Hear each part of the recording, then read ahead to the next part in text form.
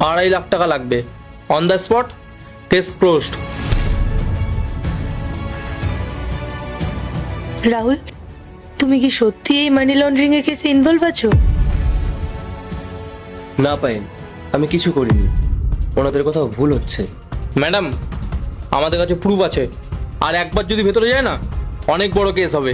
তাই ভালো কথা বলছি, 2.5 লাখ টাকা দিন, আর এখানেই তাহলে কেসটা ক্লোজ করে দেবো। ঠিক আছে স্যার, আমি আপনাকে তাই দেবো। কিন্তু পায়েল, তুমি কোথায় পাবে এতগুলো টাকা?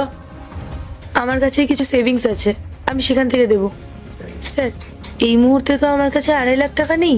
আমার কাছে এখন অল্প কটা টাকা আছে, আপনি এখন সেটা নিন, বাকি টাকাটা পরে দিলে হবে। ঠিক আছে, যা আছে তাই নিয়ে আসুন। হ্যাঁ স্যার, আমি নিয়ে আসছি। Payel, Payel,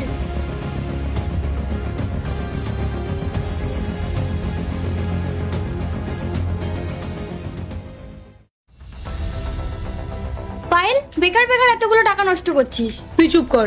Payel, will you marry me? Rahul, এইসব কি হচ্ছে? আমি বলছি, এরা আমার ফ্রেন্ড, আর এটা একটা প্র্যাঙ্ক ছিল।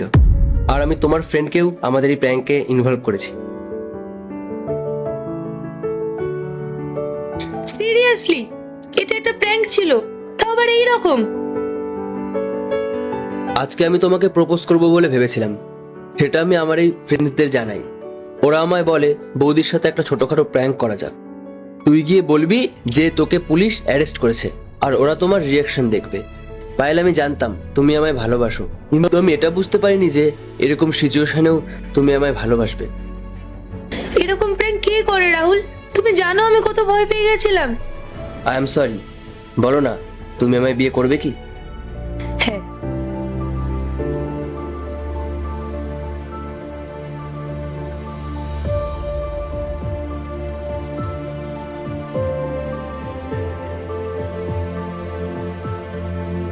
I love you Payel. I love you two.